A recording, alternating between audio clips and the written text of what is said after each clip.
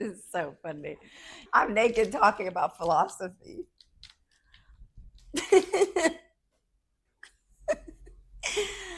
Woo! I can think better this way. Welcome to Planit Butter, my world where I hopefully inspire you to build yours by being Intucentric, an immersive experience.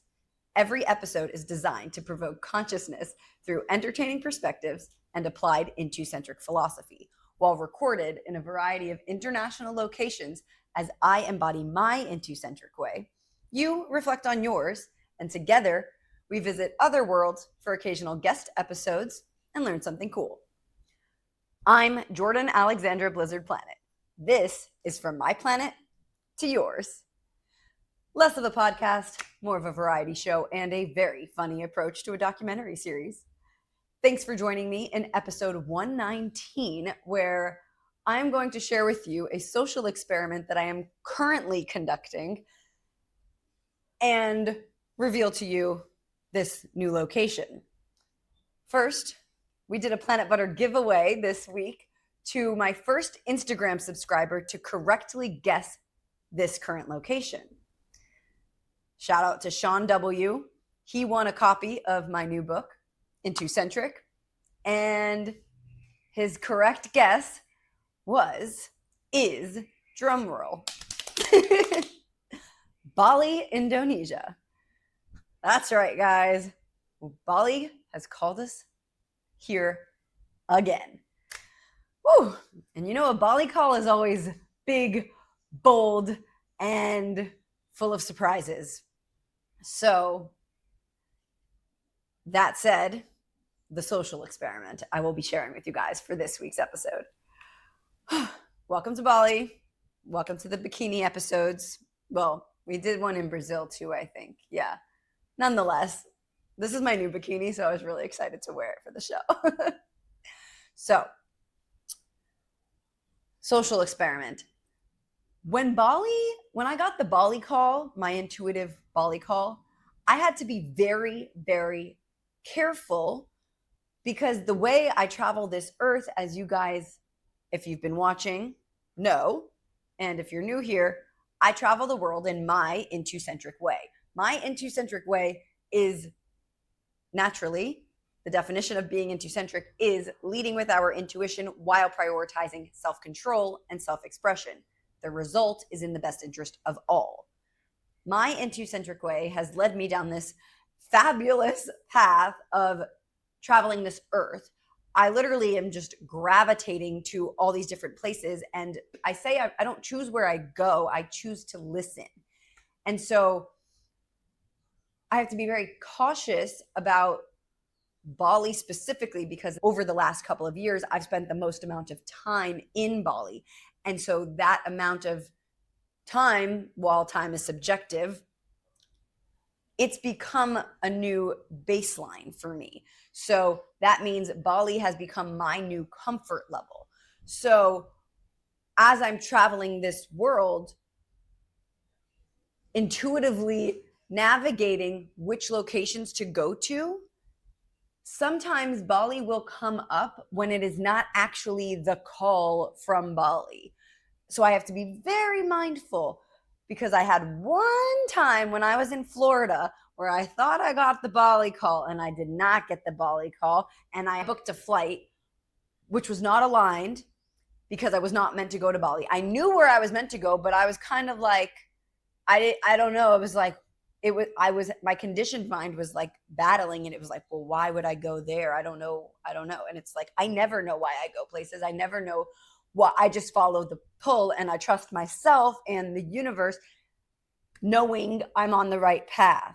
So when I booked Bali incorrectly, as the timing approached, meaning as my body became closer to the flight time that same day, my body started having a very negative reaction. My head was pounding, my heart was racing, my feet were literally gripping the floor. So it was like, do not go anywhere. And I had to take care of myself. So what do? Went to the beach, grounded myself, did some breath play, And the other location, which was Key Largo at the time, was clarifying like that's where you need to go, not Bali. And as soon as I tapped into you're going to Key Largo, my body relaxed and I was at ease. So, as per the Planit Butter Jet cycle for decision making, intuition, sensations, action, sensations again. The point of this cycle for decision making is helping us clarify and understand what is our intuition versus what is not our intuition. So, at that time, Bali was not my intuition. That was my conditioned mind, my baseline, my comfort, my familiarity creeping in during the uncertainty of the intuitive, irrational seeming pull to Key Largo. And so because of that incident, I became that much more precise and cautious about Bali specifically. So fast forward, when Bali surfaced this time while I was in Melbourne, I was like, slow your roll. Let's make sure that this isn't a comfort call. So it became clarity versus comfort. And the funny thing became, because it had been a good chunk of months since previously having been in Bali, it had been about 5.5 months and 5 months since the false alarm, or 4 months since the false alarm. And so I have grown a ton in that amount of time. So comically, when Bali surfaced this time, while I was being mindful of my clarity versus my comfort, I actually didn't even feel comforted by Bali being a comfort option, because it wasn't like, as much as I love Bali, I wasn't like, I didn't want to like be in Bali for comfort reasons. When I thought about what I know from my experiences in Bali, I kind of was actually like, yeah, I love Bali, but when I left, I felt such closure. So I don't really feel like it wasn't exciting me the same way. And it still continued to come up. So I'm like, okay, Bali's still surfacing. So what does this mean? It means we still feel into it. So as per intuition, Bali. Sensations, skeptical, but calm. Action was start to look into flight options, Airbnbs in the areas of Bali that I would consider, just to see how it made me feel, the second sensations check. In doing that, I still was like, I don't totally know. And somewhere in this cycle, we circle forward to intuition again. And as I let this possibility marinate, meaning I'm just going about the rest of my priorities that I need to take care of in my day and night and whatever I was doing, then it pops in, don't tell anyone you're going to Bali. And then I was like, oh, that's exciting. So intuition said, don't tell anyone. Sensations were like, woo, excited. Action at that point became revisiting the potential Airbnbs and the flight options. Sensations again were excited. Okay, so then we're tapping more into that clarity, because what was perceivably at risk of being comfort was no longer comforting, which meant I have outgrown that baseline and I've just been my floating self.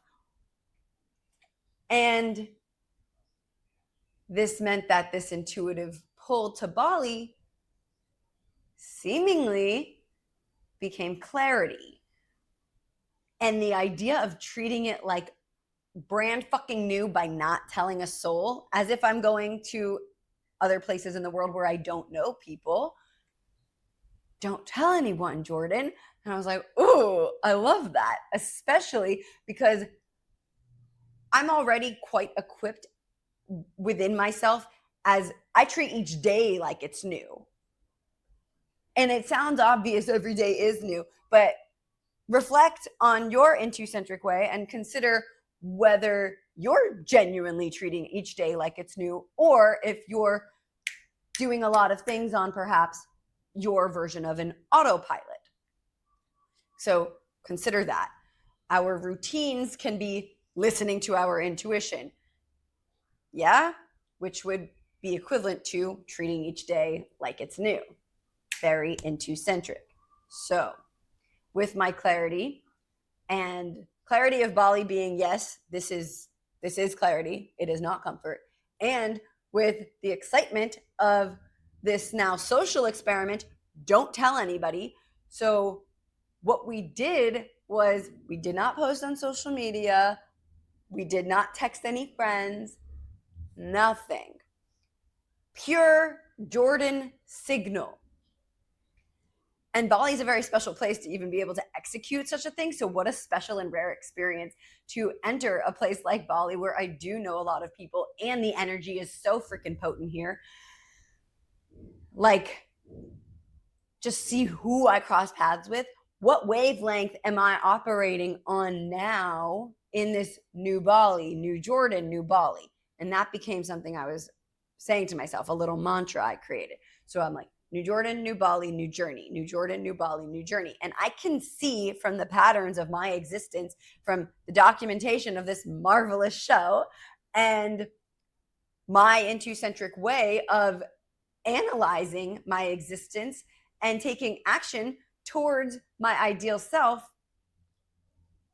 being a witness and participant in my rapid growth trajectory,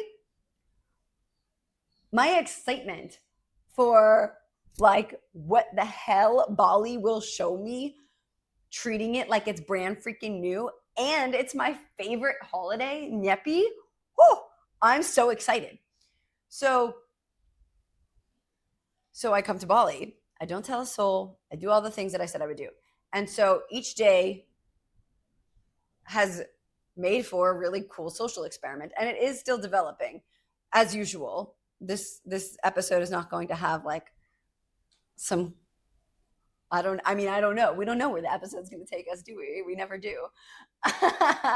So we get to Bali.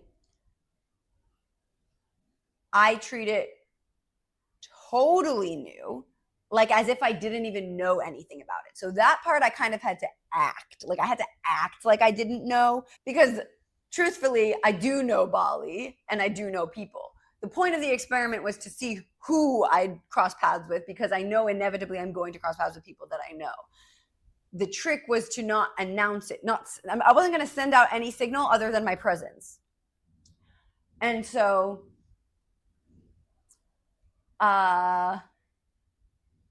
it's been cool to watch it unfold.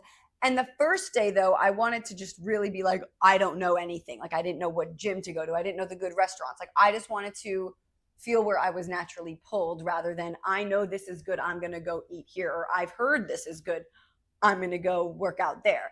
Nothing. Just see what pings I naturally receive from driving by places, type of thing. And so we did that. And I had experiences where I'm like, yeah, I know there's better places in Bali than this, but these were the places that pulled me. So the first day I allowed for those natural pings of what did I drive by that kind of struck a chord. I was like, oh, I'm going to go there. I'm going to go there. I'm going to go there. And so I tried those experiences. Then day 2 was really cool, because I had this like overwhelming feeling of it's time to get a scooter. The last 2 years that I have been in Bali, I did not drive the scooter. I know how to drive, okay? So this is what makes it interesting, and why I try to explain to people, you lovely people,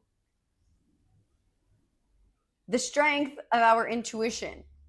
It's not about what we want, it's about what we need. It's not about what we're capable of, it's about what we need. So when I first arrived to Bali 2 years ago, my intuition told me not to drive a scooter. I love driving pretty much anything. So I'm like, that kind of sucks, right? It's like, I want to drive. But something told me not to. I did a couple of test goes, and It's like, I lapped the parking lot fine, again, capable, but the whole time something is like, don't do it. So I was like, something feels not correct. Don't do it. So I didn't do it. A couple months later, I was like, let's see if my intuition is still saying that. I tried again in a different part of the island, or actually a different island nearby.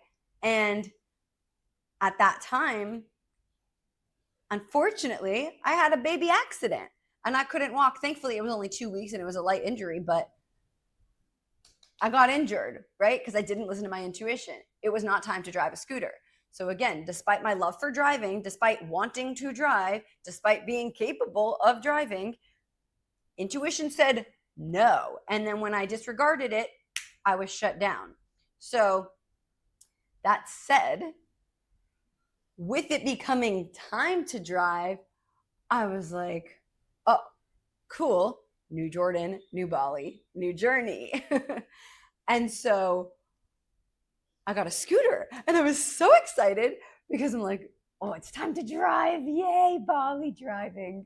So we got the scooter. So that's already like big, new, huge signal to myself and the universe as it's time to drive in Bali. Now, a very important note about the experience when I was not meant to drive in Bali versus when I am meant to drive in Bali. When I was not meant to drive in Bali, even though I wanted to, I perspective danced it into a positive, empowering, optimistic, and free-flowing, expansive experience for myself. So intuition said no. My sense of self loves driving, wanted to drive. So to balance my intuition with my sense of self, my ego, as we do when we are intucentric, balance our intuition and our ego, I took responsibility for my sense of self and perspective danced, not being time to drive, into the empowerment of the opportunity to practice my feminine energetic role by being a passenger on this scooter. It's like I order the app, I'm choosing the direction, I know where I'm going, and I'm just being driven there. So it's this feminine role in that regard. I also used it as a form of practice for surrender and trust and meditation. So I would literally, regularly close my eyes and meditate on the back of this scooter that is flying through the streets of Bali because the locals drive so wildly. It's awesome. So it was always really fun.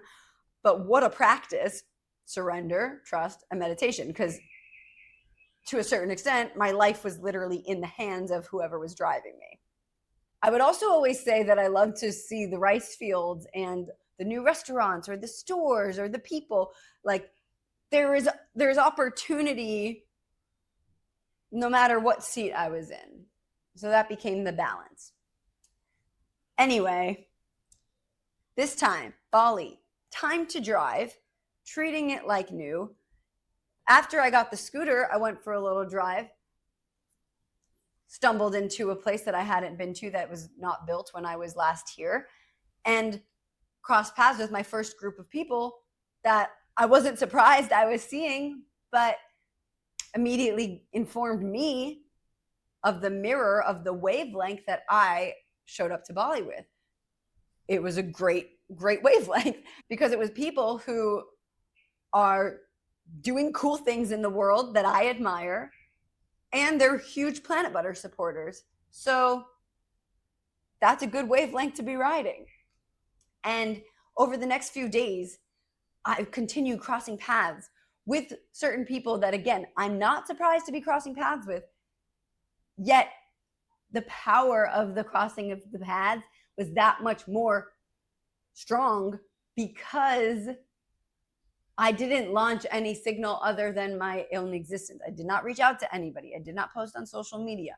So there is literally just pure Jordan wavelength gravitation to different parts of this island, seeing who I cross with, right? So cool. Then day 3 or 4 comes around, and I had 2 friends that continued to surface in my meditations. And to be honest, one of them I was like 300% sure I've outgrown, but there's the quality of the friendship was still strong, and my appreciation for this person is still strong, but that doesn't mean I didn't outgrow it. So the first few times this person came up in my meditation, I was like, okay, maybe that's like the association of I'm in Bali, so I know that this person is here. But on this 3rd or 4th day, something said it's time to embody this relation. So I texted her, and in reaching out, long story short, it became very clear that we did outgrow, right? So what I intellectually knew, I needed to transcend. And what was interesting about this is that this was not oscillation, right? It was just transcendence. So I've had many episodes, and in the books, of course, and the publication, where I talk about oscillation as wavering between who we've been and who we want to be. Then I also have episodes and parts of the books where we perspective dance tests to transcendence, because we're only being tested if we are not solid enough in ourselves to just show up differently. So in this dynamic, I stayed extremely solid in my current self. So it became a very rapid transcendence. I wasn't wavering. I was just myself in a dynamic that didn't meet my current self. So it was just a clean transcendence again. And it's not a test because I'm just showing up differently. Yeah. So that was an interesting one. And then I had one other friend that was also showing up in my meditations. And that one I reached out to. And this was interesting because, again, a nice exchange and actually a mutual acknowledgement of maybe we cross paths, maybe we don't, kind of thing. And sure enough, we crossed paths. And again, days carried on. Those were the only 2 that popped in to actively reach out to. Everybody else has been pure crossings. And so it's just fascinating watching this continue to unfold, because I'm still treating Bali like new. New things are still unfolding. I'm in this heightened transitional phase of this upward spiral, as I've referenced in a Planit Butter Substack article. And being in Bali again is just so revealing to what that is, because Bali had been the new baseline. So it's still a social experiment. It's still unfolding. No clean development, no clean arc.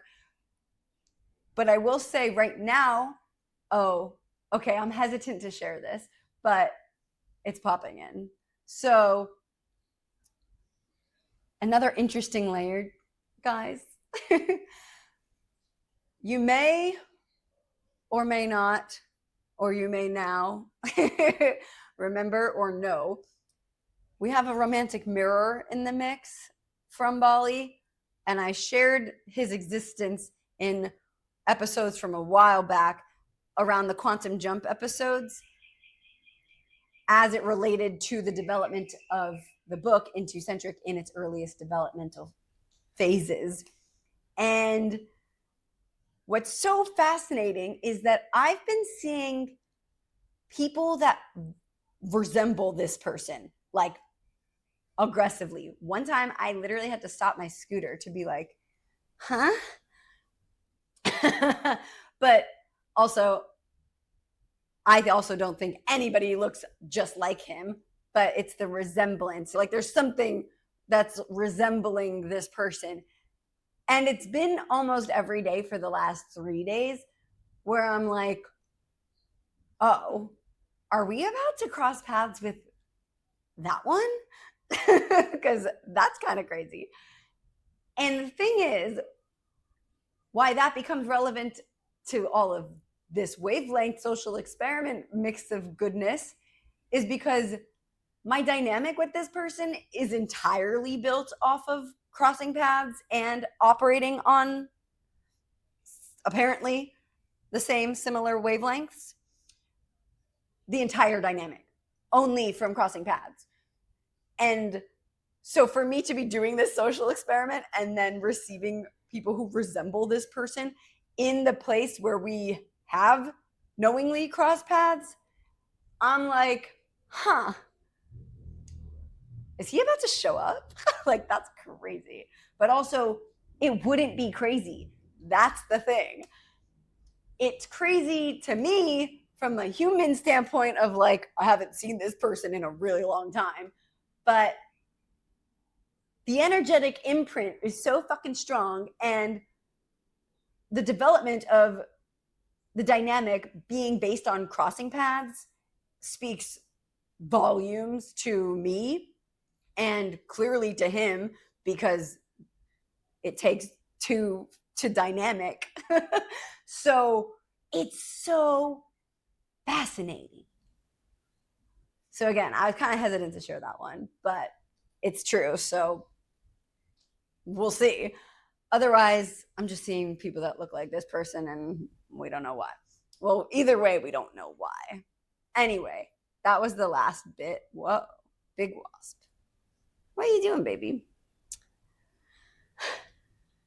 Anyway, that was the last bit on the social experiment that I can share right now, because the sensations that we're leaving off with at this moment is, I feel like I am in this most heightened suspension possible. I mean, the universe is always full of surprises. There's always a bigger suspension, it seems. But it feels like a heightened suspension. It feels quiet. It feels calm. It feels very energetically potent. I feel curious. I feel excited. I feel calm. But it's like the outside just feels so like I'm in like this void of happening in the best way. It's like floating through space. It's so cool. So I'm in this heightened suspension. That's literally all I can say now. That's where we're at. Thanks for joining me. And this whole time, remember, in my Intucentric ways, every single decision, every single action is entirely rooted in always clarifying my boundaries, respecting them, experiencing and embodying confidence in doing so, and therefore sustaining and reconnecting with my alignment, while honoring my self-friendship, embracing, understanding, and enjoying myself, and integrating our cycle for decision making. Intuition, sensations, action, sensations again. It's not easy, but we can choose to make it fun. And I'm having a lot of fun on this Bali social experiment. And I'm very curious to see where we go next. As usual. Thanks for joining me. I will see you Thursday. From my planet to yours.